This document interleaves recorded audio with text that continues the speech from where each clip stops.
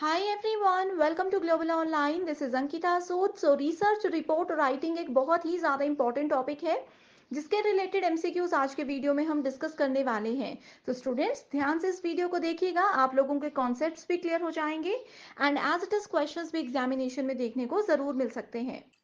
Students paper one की best preparation के लिए एक कंप्लीट कोर्स हम लेकर आए हैं जिसमें आपको एग्जाम के लेवल के हिसाब से और प्रीवियस ईयर के क्वेश्चन पेपर को एनालाइज करके पढ़ाया जाता है। डेली 3 लाइव लेक्चर्स के साथ पेपर से पहले आपका पूरा सिलेबस तो कवर होगा ही, साथ ही पीवाईक्यूज और एक्सपेक्टेड क्वेश्चंस के साथ आपकी रिविजन भी करवाई जाएगी। एक सबसे खास बात यह है कि इस कोर्स में हम आपको एक स्पेशल व्हाट्सएप ग्रुप में ऐड करेंगे जिसमें हर क्लास के बाद उसकी पीडीएफ आपको मिल जाएगी, जिससे आपकी तैयारी और आसान हो जाती है। साथ ही आपके कोई भी डाउट्स हैं तो आप अपने टीचर्स के साथ यहाँ पर डिस्कस कर सकते हो। अपडेटेड मॉक टेस्ट है जिसमें से as it is questions exam में आते हैं। एंड इसके लिए न्यू बैच जो स्टार्ट हो रहा है, लिमिटेड पीरियड के लिए ऑफर लेकर आई हूँ, जिसको ज्वाइन करने के लिए इन नंबर्स पर आप व्हाट्सएप के थ्रू कांटेक्ट कर लीजिए। साथ ही स्टूडेंट्स कुछ फ्री वीडियोस अवेलेबल है ग्लोबल ऑनलाइन ऐप में, इसको डाउनलोड कीजिए। स्टोर सेक्शन पर जाकर सर्च बार में लिखना है कोर्स का नाम, दैट इज आसाम स्लेट। जैसे ही आप कंटेंट पर जाओगे आप देखोगे कंप्लीट कोर्स अवेलेबल है, लाइव क्लासेस आपको मिलेंगी, फुल सिलेबस मॉक टेस्ट के साथ साथ यूनिट वाइज प्रैक्टिस सेट भी आपको मिलते हैं जो कि बहुत ही ज्यादा हेल्पफुल है। तो चलिए शुरू करते हैं। हमारा आज का पहला क्वेश्चन है, thesis is also known as. So research की जब भी हम लोग बात करते हैं तो रिसर्च में एक इंपॉर्टेंट कॉन्सेप्ट होता है थीसिस। तो इसका दूसरा नाम क्या होता है? Options are research report, monograph, dissertation and book. ठीक है, तो रिसर्च रिपोर्ट को बोला जाता है अनुसंधान रिपोर्ट, प्रबंधन, निबंध और पुस्तक। तो यहाँ पे डायरेक्ट क्वेश्चन ये पूछा गया है, तो इसका आंसर है option number 3, that is dissertation. तो आप लोगों को पता होना चाहिए थीसिस या डिसर्टेशन क्या होता है। ये एक डॉक्यूमेंट होता है जो कि एक कैंडिडेट सबमिट करवाता है। ठीक है, जिसमें क्या लिखा होता है, जिसमें कि किसी पर्सन की एकेडमिक डिग्री या फिर उनकी प्रोफेशनल क्वालिफिकेशन को प्रेजेंट किया जाता है। ठीक है, एंड ये होता है रिसर्च एंड फाइंडिंग्स में ऐड। ठीक है, इसके अलावा जो थीसिस होती हैं उसमें हम लोग अपने आर्ग्यूमेंट्स, अपने ओपिनियंस एंड जो पर्टिकुलर टॉपिक से रिलेटेड हमारे पॉइंट्स होते हैं उन सब चीज़ों को ऐड करते हैं। ठीक है, next question is, which of the following is not true about e-journals? So they are distributed through digital methods. ठीक है, यानी कि जितने भी डिजिटल तरीके होते हैं उसके थ्रू उनको वितरित किया जाता है लोगों के बीच में। दूसरा ऑप्शन है they also have editors and editorials boards. तो जितने भी संपादक और संपादकीय बोर्ड होते हैं वो सब इसमें ऐड किए जाते हैं। तीसरा होता है they are publications of serial nature. Next है they are always free of cost. ठीक है, तो सबसे पहले आप लोगों को पता होना चाहिए कि ई जर्नल्स होते क्या हैं। तो इसका मतलब है इलेक्ट्रॉनिक जर्नल्स। ठीक है, तो ये क्या होते हैं, ये पीरियोडिकल पब्लिकेशंस होती हैं which is published in electronic format. जैसे ईमेल होती है, यानी कि इलेक्ट्रॉनिक फॉर्मेट में हम लोग मैसेजेस करते हैं। ठीक है, वैसे ही ई जर्नल के केस में हम क्या करते हैं, पब्लिकेशंस को पब्लिश करते हैं इलेक्ट्रॉनिक फॉर्मेट में। जनरली इसमें इंटरनेट यूज किया जाता है। ठीक है, एंड जो इलेक्ट्रॉनिक जर्नल्स होते हैं इसकी बहुत ज़्यादा एडवांटेजेस होती हैं ओवर ट्रेडिशनल प्रिंटेड जर्नल्स। तो इसकी एडवांटेजेस क्या होती हैं, वो ये होती हैं कि इसको घर पे बैठ के हम लोग कहीं से भी सबमिट कर सकते हैं। हमें ऑफिस में जाकर सबमिट करवाने की ज़रूरत नहीं होती है, या फिर जो हमारे गाइड है डायरेक्टली उनके पास जाकर सबमिट करवाने की ज़रूरत नहीं होती है। ठीक है, तो यहाँ पे राइट आंसर है option number 4, that is they are always free of cost. तो इसके अलावा यहाँ पे 4 स्टेटमेंट्स हैं। इनके अलावा और भी इंपॉर्टेंट कैरेक्टरिस्टिक्स हैं ई जर्नल से रिलेटेड। दैट इज कैरेक्टरिस्टिक्स जो होती हैं इसमें पहला आता है कि ये हमें टाइमली एक्सेस प्रोवाइड कराता है। एंड स्टूडेंट्स आप लोगों ने यहाँ पे ये ध्यान रखना है कि क्वेश्चन में पूछा गया था नॉट ट्रू, यानी कि we have to find the false statement. ठीक है, तो यहाँ पे ये जो है ये फ्री ऑफ कॉस्ट नहीं होता है, हमें इंटरनेट चार्जेस एंड ये सब चीज़ें अप्लाई करनी पड़ती हैं। ठीक है, एंड यहाँ पे आप लोग देख सकते हो कि डिस्ट्रीब्यूटेड, इसमें हम लोग जितने भी हमारे नोट्स हैं, जितने भी हमारे डॉक्यूमेंट्स हैं, पब्लिकेशंस हैं, उनको हम डिस्ट्रीब्यूट कर सकते हैं डिजिटल मेथड्स के थ्रू। ठीक है, इसमें एडिटर्स भी होते हैं एंड एडिटोरियल बोर्ड्स भी होते हैं, एंड सीरियल वे में इसको हम लोग पब्लिश कर सकते हैं। ठीक है, इसमें हमें टाइमली एक्सेस प्रोवाइड करवाते हैं ये। ठीक है, एंड ये जो सर्चिंग कैपेबिलिटीज़ हैं उसको भी सपोर्ट करते हैं। इसके अलावा इसकी कैरेक्टरिस्टिक्स ये है कि ये फिजिकल स्टोरेज स्पेस को भी सेव करते हैं।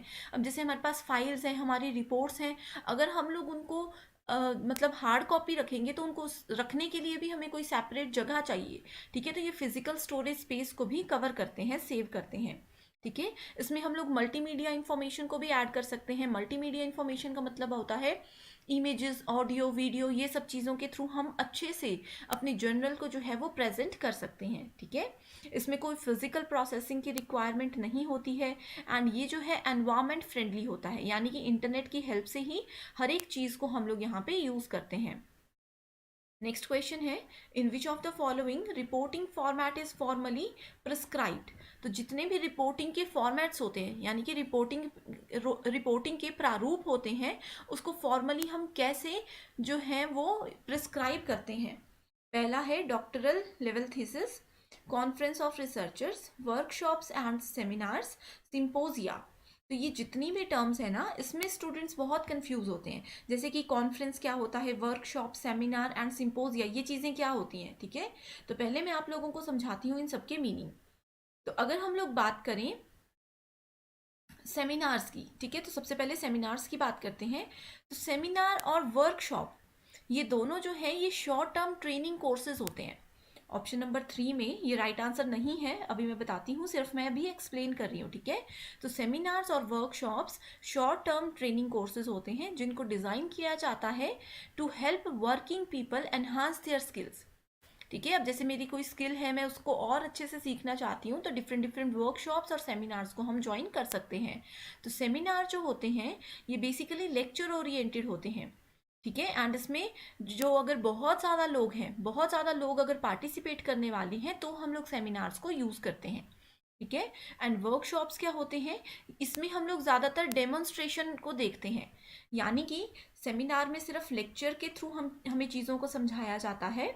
वर्कशॉप में क्या होता है, इसको हम लोग बोल सकते हैं हैंड ऑन प्रैक्टिस, ठीक है। यानी कि जितनी भी चीज़ें हैं वो हमें प्रैक्टिकली डेमोन्स्ट्रेशन के थ्रू समझाई जाती हैं।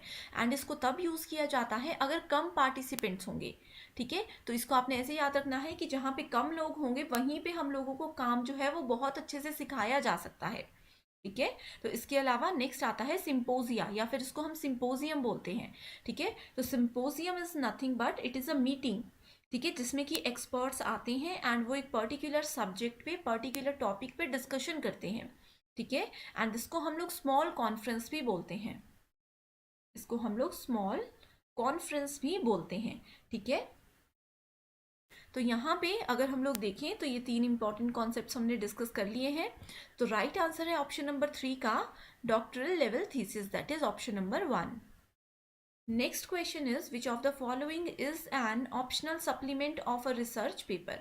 तो रिसर्च पेपर में ऑप्शनल सप्लीमेंट क्या होता है, यानी कि जिस चीज़ को ऐड करना ज़रूरी नहीं है, करेंगे तो भी ठीक है, नहीं करेंगे तो भी ठीक है। तो options are footnote, appendix, glossary, bibliography. तो ये भी कुछ बेसिक टर्म्स हैं जो कि आप लोगों को पता होनी चाहिए, ठीक है। तो इसका राइट आंसर है हमारे पास option number 2, that is appendix. Next question is when academicians are called to deliver lecture or presentation to be ordered to an audience on certain topic or a set of topic of educational nature, that is called, यानी कि अगर हम लोग किसी expert को बुलाते हैं lecture deliver करने के लिए, ठीक है, किस पे लेक्चर डिलीवर करना है, किसी एक पर्टिकुलर टॉपिक पे लेक्चर डिलीवर करना है, तो उस चीज़ को हम लोग क्या बोलते हैं, ट्रेनिंग प्रोग्राम, सेमिनार, वर्कशॉप और सिंपोजियम। तो इनके मीनिंग मैं आप लोगों को बता चुकी हूँ, इजीली आप लोग आंसर कर सकते हो। तो इसका राइट आंसर है option number 2, that is seminar, ठीक है। Next question is in a thesis figures and tables are included in which of the following.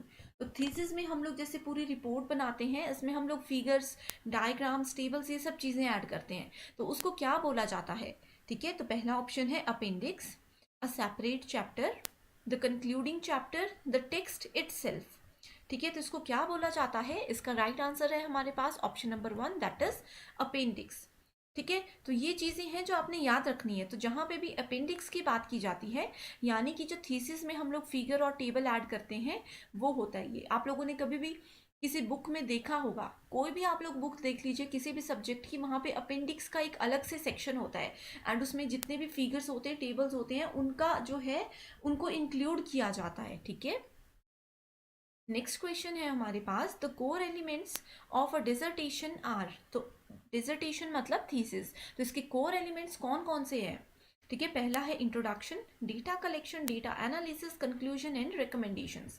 तो यहाँ पे सिंपल यही पूछा गया है कि डिसर्टेशन में क्या क्या चीज़ें मेनली हमें ऐड करनी चाहिए। ठीक है, नेक्स्ट है executive summary, literature review, data gathered, conclusions and bibliography. Next है research plan, research data analysis and reference. ठीक है, तो यहाँ पे ना सीक्वेंस बताया गया है, इससे इन सीक्वेंसेस को जो है वो सेपरेट किया गया है। ठीक है, फोर्थ ऑप्शन है introduction, literature review, research methodology, यानी कि रिसर्च के लिए हमने कौन सी मेथड को यूज किया है।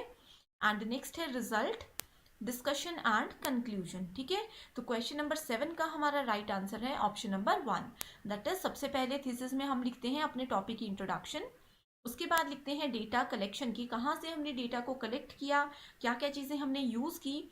उसके बाद हम लिखते हैं डेटा एनालिसिस की, कैसे हमने डेटा को एनालाइज किया कि क्या ये इस पर्टिकुलर चीज़ से रेलिवेंट है या नहीं है। उसके बाद हम ऐड करते हैं conclusions and recommendations. Next question is the written format of a research work is known as. तो जो भी हम लोग रिसर्च करते हैं, जैसे यूजीसी नेट एग्जाम हम लोग दे रहे हैं, इसके बाद हम लोग पीएचडी करेंगे या फिर वैसे ही कोई स्टूडेंट्स पीएचडी करते हैं तो रिसर्च करनी होती है। ठीक है, तो उसमें जो भी रिटन फॉर्मेट होते हैं उसको क्या बोला जाता है? पहला है research paper, monograph, project report and last is research report. ठीक है, तो इसको डायरेक्टली बोला जाता है रिसर्च रिपोर्ट। तो मैक्सिमम स्टूडेंट्स कंफ्यूज होते हैं research paper and research report में। ठीक है, तो इसका आंसर है रिसर्च रिपोर्ट। तो ये क्या होता है? ये एक वेल क्राफ्टेड डॉक्यूमेंट होता है। ठीक है, जो कि हमारे रिसर्च का पूरा प्रोसेस, डेटा, हमारा फाइंडिंग्स या फिर जो हमारी सिस्टमेटिक इन्वेस्टिगेशन होती है पूरे प्रोसेस में, पूरे रिसर्च में, उसको हम लोग रिसर्च रिपोर्ट में ऐड करते हैं। ठीक है, ये क्या है? ये एक बहुत ही ज़्यादा इंपॉर्टेंट डॉक्यूमेंट होता है जो कि फर्स्ट हैंड अकाउंट, एक रिसर्च प्रोसेस में फर्स्ट हैंड अकाउंट की तरह काम करता है। Next question is a long essay on a single piece of work is called. यानी कि एक सिंगल पीस ऑफ वर्क, एक छोटा सा काम है, एक काम है जिसपे हमने लॉन्ग एसे लिख दिया है रिसर्च के लिए। ठीक है, तो उसको क्या बोला जाता है? रिसर्च रिपोर्ट, मोनोग्राफ, डिसर्टेशन और बुक। तो बुक तो देखो ये नहीं होती है, आप सभी को पता है बुक क्या होती है। डिसर्टेशन हमने डिस्कस किया, रिसर्च रिपोर्ट भी अभी हम लोगों ने डिस्कस किया, तो इसका राइट आंसर है मोनोग्राफ। ठीक है, तो कहीं पे भी अगर आप लोगों को लॉन्ग ऐसे या फिर लॉन्ग सेक्शन की बात करते हैं, that means we are talking about the monographs. ठीक है, सो रिसर्च मोनोग्राफ्स जो होते हैं ये सेपरेटली पब्लिश्ड रिपोर्ट्स होती हैं on original research that are too long, too specialised और अदरवाइज अनसुटेबल फॉर पब्लिकेशन। ठीक है, बहुत ज़्यादा डिटेल में इसमें हर एक चीज़ को यहाँ पे जो है वो प्रोजेक्ट किया जाता है। ठीक है, राइट आंसर है option number 2। Next question is in research methodology interpretation is the search of. ठीक है, तो रिसर्च में इंटरप्रिटेशन जो है उसका क्या मतलब होता है? पहला ऑप्शन है statistical data, research problem, research findings and research plan. ठीक है, तो इसका राइट आंसर होगा option number 3, that is research findings. तो किसी भी हमारे रिसर्च में, ठीक है, जो प्रिंसिपल आउटकम होते हैं किसी रिसर्च प्रोजेक्ट के, उसको बोला जाता है रिसर्च फाइंडिंग्स। ठीक है, ये क्या करते हैं? ये प्रोजेक्ट करते हैं कुछ टाइप के सजेशंस को, एंड ये रिवील करते हैं हमारे प्रोजेक्ट को। ठीक है, ये इंडिकेट करते हैं हमारे प्रोजेक्ट को। तो आपने बस यही याद रखना है कि रिसर्च फाइंडिंग्स में हमारे जितने भी आउटकम्स हैं, यानी कि जितने भी आउटपुट्स हैं, उनका सजेशन, उनको रिवील करना एंड उनको इंडिकेट करना, ये सब काम इसके अंडर किया जाता है। ठीक है, तो ये थे हमारे आज के 10 क्वेश्चंस। आप लोग कमेंट सेक्शन पे बता सकते हो कि आपने कितना स्कोर किया है। ठीक है, एंड इन 10 क्वेश्चंस में अगर आप लोगों को कोई भी क्वेरी है तो आप लोग कमेंट सेक्शन पे हमें बता सकते हो। So I hope you like this session. Thank you so much for watching this video.